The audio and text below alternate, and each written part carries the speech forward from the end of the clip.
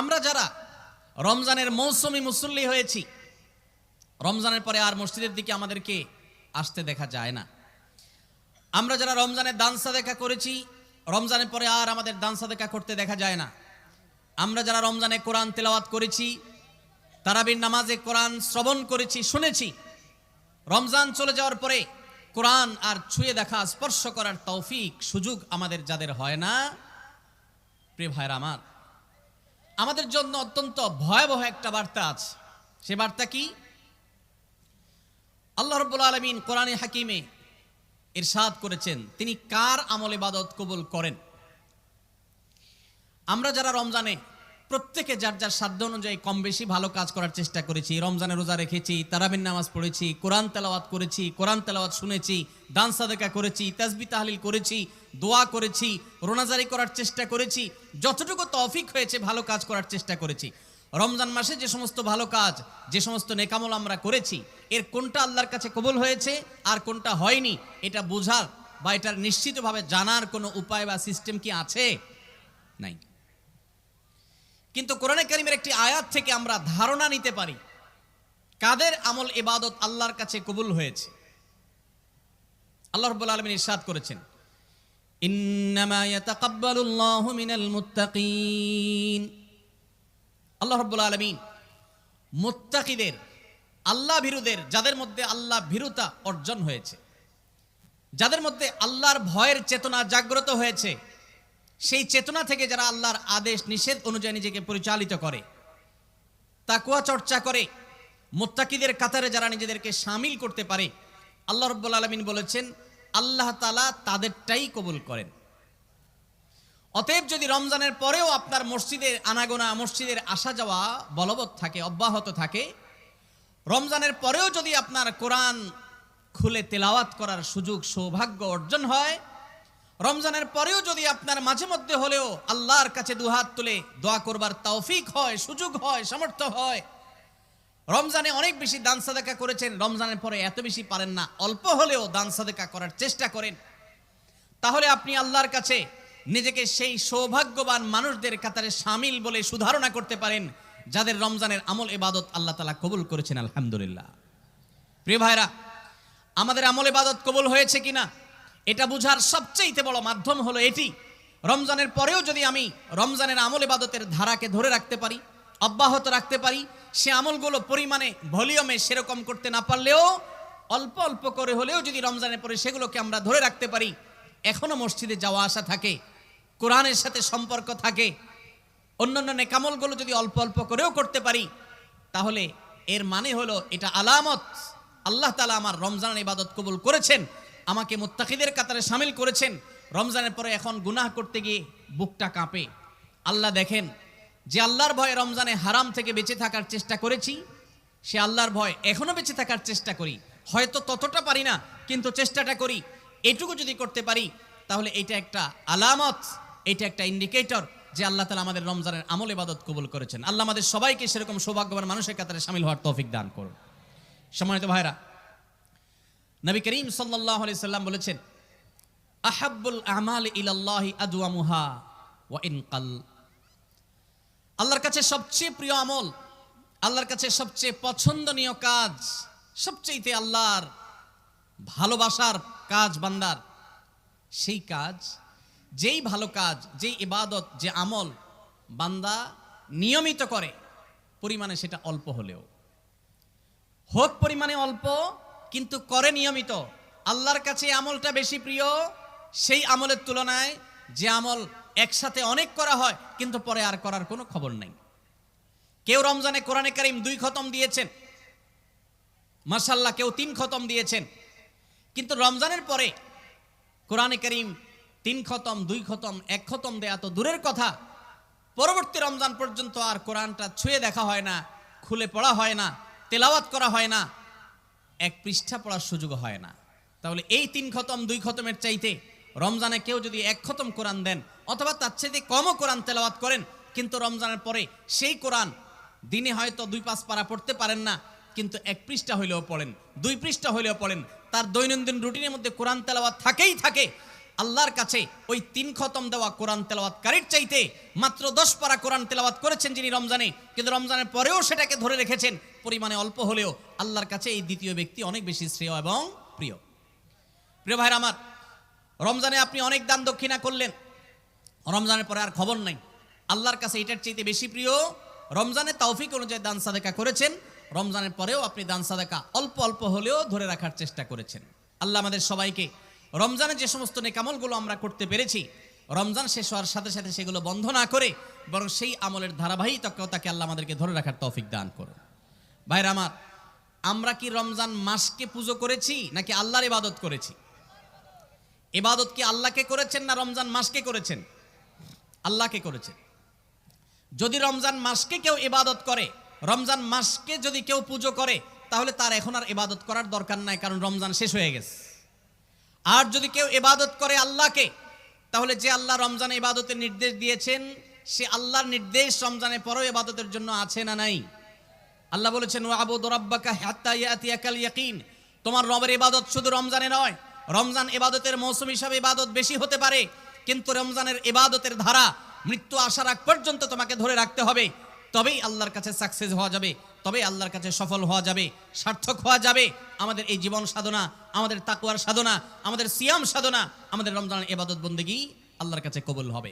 আল্লাহ আমাদের সবাইকে রমজানের আমলগুলোকে রমজানের পরেও পরিমাণে অল্প অল্প হলেও ধরে রাখার তৌফিক দান করুন। সবাই চেষ্টা করবো তো ইনশাআল্লাহ। প্রিয় ভাইরা আমার, রমজানের যদি অন্য কোনো কিছু আপনি রমজান পরবর্তী সময়ে ধরে রাখতে নাও পারেন, আমি 4টি বিষয়ের কথা বলবো যেগুলো রমজানে হয়তো কম বেশি আপনি করেছেন আল্লাহর তৌফিকে। সেই 4টি আমলকে আপনি যদি রমজানের পরেও ধরে রাখতে পারেন, আমি আল্লাহর কাছে বিশ্বাস করি, আল্লাহর কাছে আমার সুধারণা যে আল্লাহ তাআলা আপনার রমজানকে সাকসেস করেছেন, আল্লাহ আপনার রমজানকে কবুল করেছেন, কারণ আপনাকে আল্লাহ আবারও ইবাদতের তৌফিক দিয়েছেন। আর সেই 4টি কাজের প্রথম কাজ হলো, আমরা অনেকেই আলহামদুলিল্লাহ সারা বছর নামাজ নিয়ে অবহেলা কম বেশি করলেও রমজান মাসের সম্মানে, তাকওয়ার মাস হিসাবে, কোরআন নাজিলের মাস হিসাবে, শ্রেষ্ঠ মাস হিসাবে, ইবাদতের মৌসুম হিসাবে রমজানে অনেকেই পুরুষরা 5 ওয়াক্ত নামাজ মসজিদে গিয়ে পড়ার চেষ্টাটা করেছেন। মা বোনরা ওয়াক্ত হওয়ার পর দেরি না করে তারা নিজ নিজ অবস্থানে নামাজটা আদায় করার চেষ্টা করেছেন। রমজানের পরে এই 5 ওয়াক্ত নামাজ যেটা রমজান মাসে আপনি সঠিকভাবে করেছেন, এই নামাজটা যদি আপনি ধরে রাখেন, 5 ওয়াক্ত নামাজ কি শুধু রমজানের ইবাদত না রমজানের পরেরও ইবাদত? কি বলেন? 5 ওয়াক্ত নামাজ কি শুধু রমজানের ইবাদত? রমজানের পরেরও ইবাদত, পালনীয়।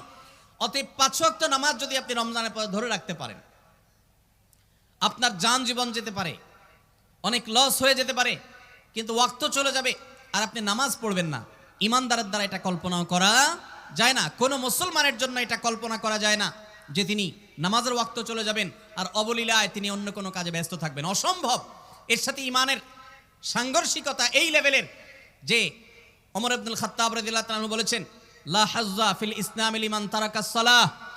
যে ব্যক্তি ইচ্ছাকৃতভাবে নামাজ ছেড়ে দেয়, নামাজ ত্যাগ করে, অন্য কাজে মগ্ন থাকে, ওয়াক্ত চলে যায়, ইসলামে তার কোনো হিস্সা নাই, কোনো অংশ নাই, কোনো ভাগ নাই। সে নিজেকে মুসলিম দাবি করবার কোনো নৈতিক অধিকার নাই যে নামাজ ইচ্ছাকৃত পড়ে না, ত্যাগ করে। রমজান মাসের 5 ওয়াক্ত নামাজটা যদি আপনি সারা বছর ধরতে পারেন, এটাকে যদি আঁকড়ে ধরতে পারেন এবং ধরে রাখতে পারেন, তাহলে আপনি একটি আমলে সাকসেস। নাম্বার 2, রমজান মাসে আমরা অনেকেই আল্লাহর দেয়া তৌফিকে গুনাহ এবং পাপাচারের কাছ থেকে বেঁচে থাকার চেষ্টা করেছি। চোখের জিনা, কানের গুনাহ, হাত দ্বারা কৃত অপরাধ, নানাবিধ অপরাধ থেকে আমরা বেঁচে থাকার চেষ্টা করেছি। আল্লাহ তৌফিক দিয়েছেন। কেন? কারণ রমজান মাস, তাকওয়ার মাস, গুনাহ ছাড়ার মাস, সেজন্য আমরা গুনাহ ছাড়ার চেষ্টা করেছি। এই যে রমজান মাসে আমরা পাপাচারের কাজ বর্জন করে থাকার চেষ্টা করেছি, রমজানের পরেও যদি এই চেষ্টাটাকে অব্যাহত রাখতে পারি, এটাকে যদি আমরা ধরে রাখতে পারি, ইনশাআল্লাহ আমার রমজান সাধনা সার্থক হয়েছে, আমার রমজান ইবাদত কবুল হয়েছে আল্লাহর কাছে। এটা বুঝার সবচেয়ে বড় আলামত হলো রমজানের পরেও আপনি আমল ইবাদতের পাশাপাশি গুনাহগুলো থেকে বেঁচে থাকার চেষ্টা করছেন।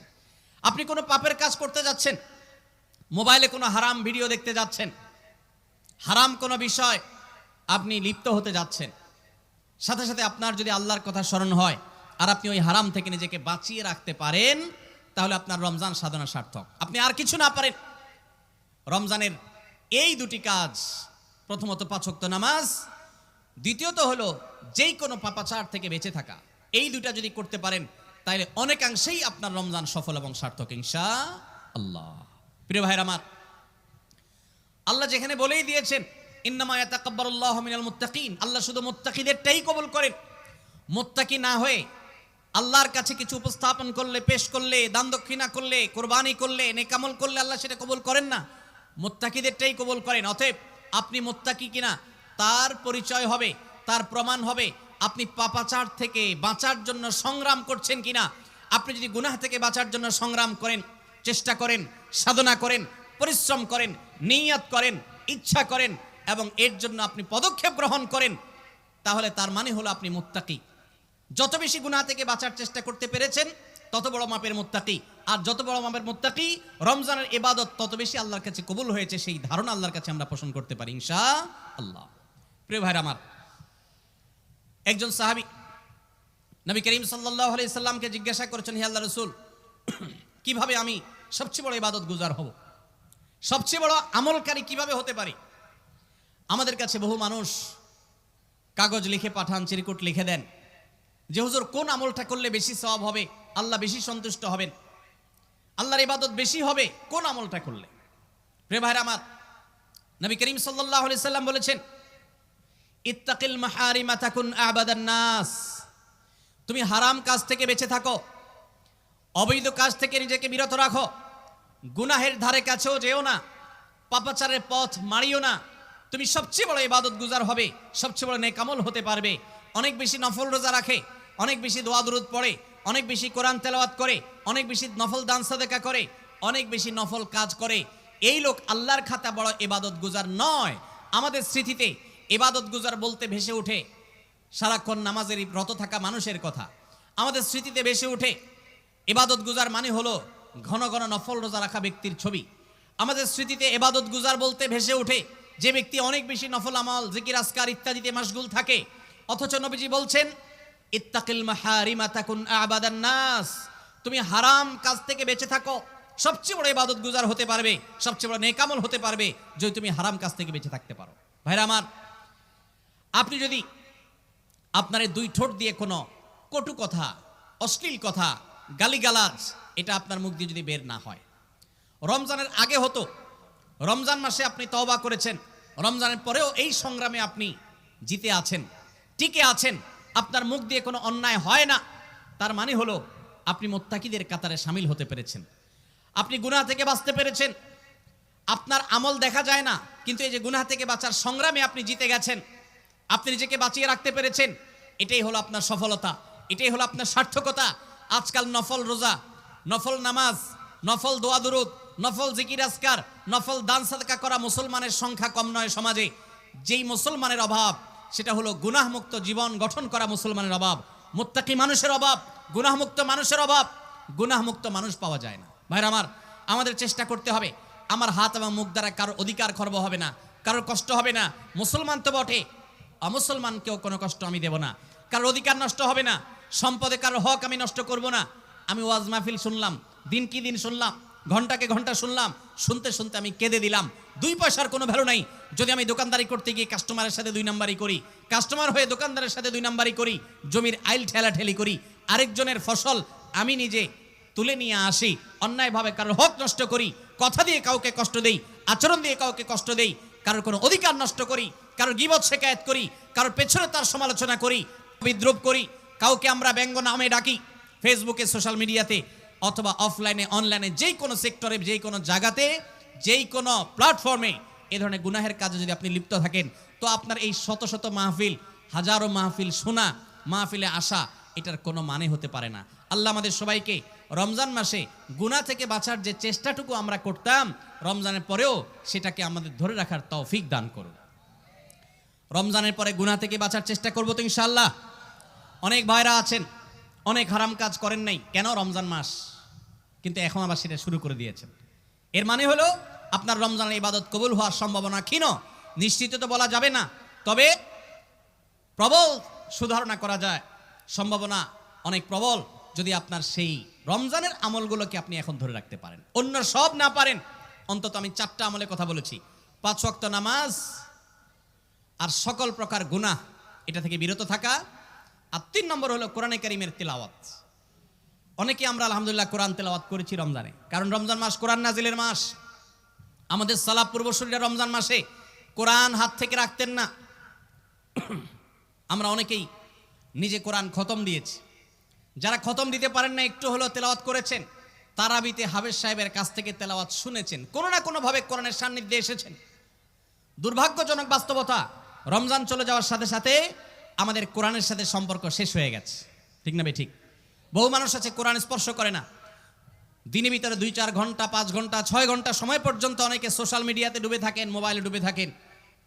সারাদিন কোরআনকে স্পর্শ করার জন্য 5টা মিনিট সময় বের হয় না, ঘন্টাকে ঘন্টা কোরআনের পরিবর্তে মোবাইল ফোনকে স্পর্শ করার সময় আমাদের হয়।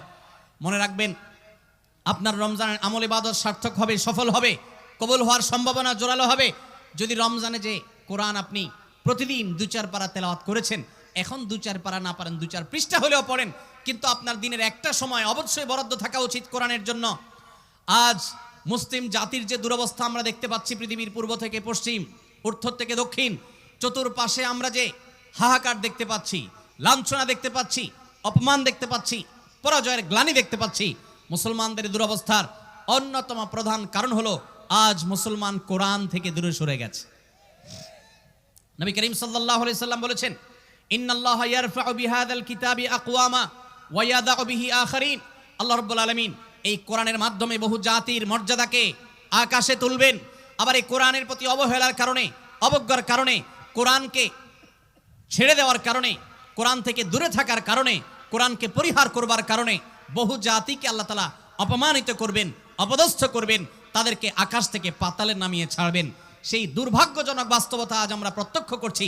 মুসলমানের ঘরে কোরআন পড়ার কোনো অভ্যাস নেই, কোরআনের চর্চা নেই, কোরআনের আলোচনা নেই, কোরআনের আলোকে জীবন গড়বার কোনো পরিকল্পনা আমাদের মধ্যে নেই। এই জন্য ভাইরা, রমজান মাসে যে কোরআনের সান্নিধ্যে আমরা ছিলাম, রমজানের পরে অল্প অল্প করে হোক প্রতিদিন আপনি কোরআন তেলাওয়ার চেষ্টা করেন। 1 পৃষ্ঠা 2 পৃষ্ঠা হলে তেলাওয়াত করার চেষ্টা করেন, অর্থ সহ বুঝে পড়ার চেষ্টা করেন। এটা যদি করতে পারেন, আপনার রমজান সাধনা সার্থক ইনশাআল্লাহ। চেষ্টা করব তো কোরআন তেলাওয়াত করার। আল্লাহ রাব্বুল আলামিন গাইড বুক করেছেন। কোরআনের সবচেয়ে বড় মিরাকল হলো, কোরআনকে যে যত বেশি আঁকড়ে ধরতে পারবে, দুনিয়াতে আল্লাহ তাআলা তাকে তত বেশি সম্মানিত করবেন।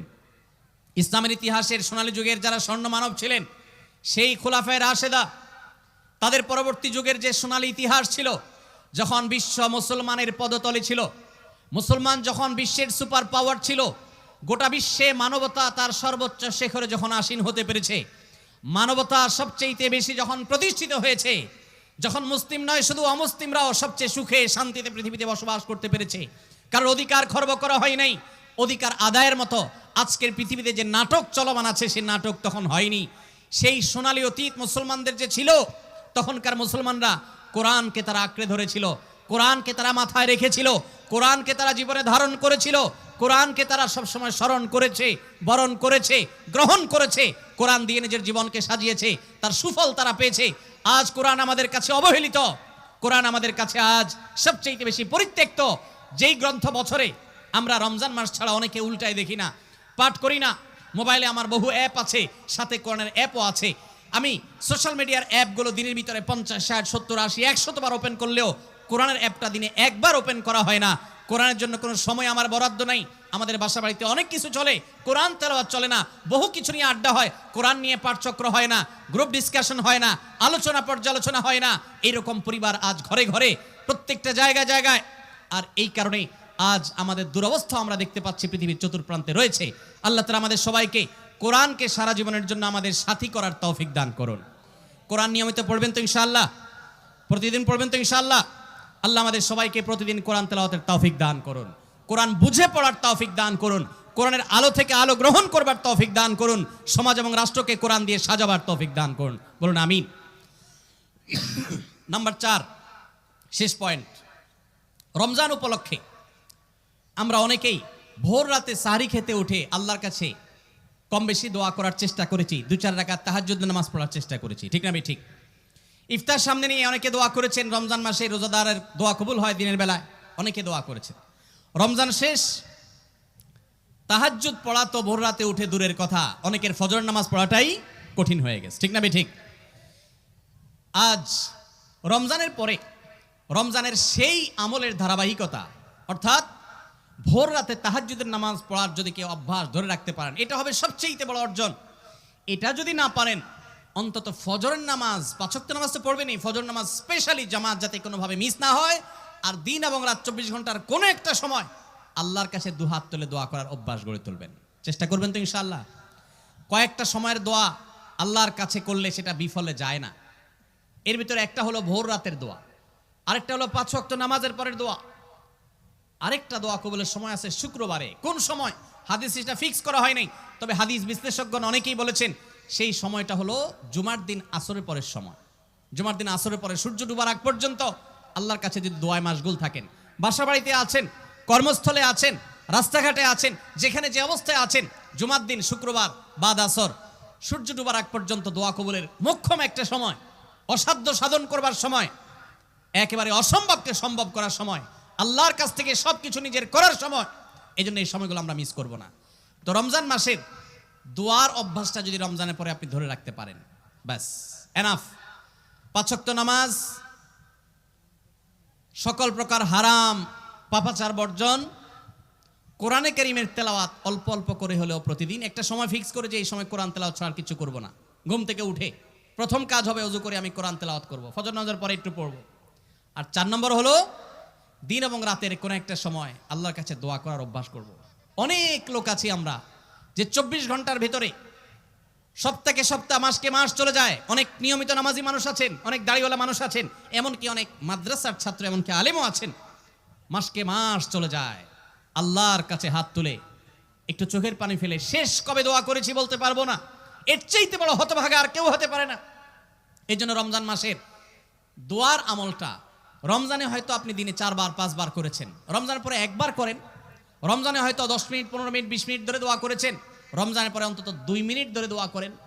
এই 4টা কাজ, 5 ওয়াক্ত নামাজ, সকল পাপাচার বর্জন, কোরআনে কারীমের তিলাওয়াত, আর দিন এবং রাতের কোনো একটা সময় আল্লাহর কাছে দোয়ায় মাশগুল হওয়া, এই 4টা কাজ রমজানের, এগুলো যদি আপনি ধরে রাখতে পারেন তো ইনশাআল্লাহ আপনার রমজান সাধনা, আপনার রমজানের ইবাদত বন্দেগী আল্লাহর কাছে কবুল হয়েছে। আল্লাহ আপনাকে মুত্তাকি হওয়ার তৌফিক দিয়েছেন, মুত্তাকিদেরটাই আল্লাহ কবুল করেন। অতএব আপনার রমজানের ইবাদত এবং সাধনা কবুল হয়েছে, সার্থক হয়েছে, সেই সুধারণা আপনি পোষণ করতে পারেন। সবাই চেষ্টা করবো তো ইনশাআল্লাহ। আল্লাহ আমাদের সবাইকে সেই তৌফিক দান করুন। সময় তো ভাইরা,